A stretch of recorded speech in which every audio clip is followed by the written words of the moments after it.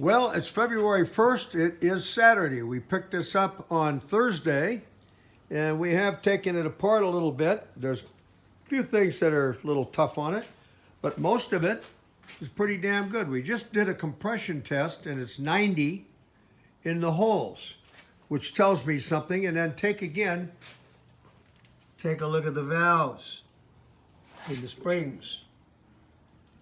That tells me they did actually at least probably do the rings and valves and that on it.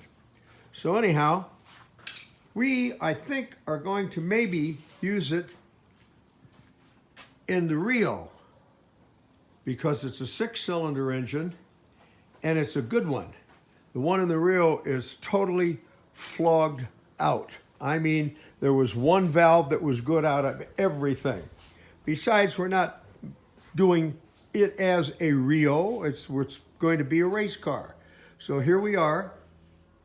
And of course, there's the beast. We've got that starting to go again. We can fit this in. We've done the checking. Andreas has and says, A-OK. So whatever we have to do next, it's going to be kind of fun. It's going to be a baby beast.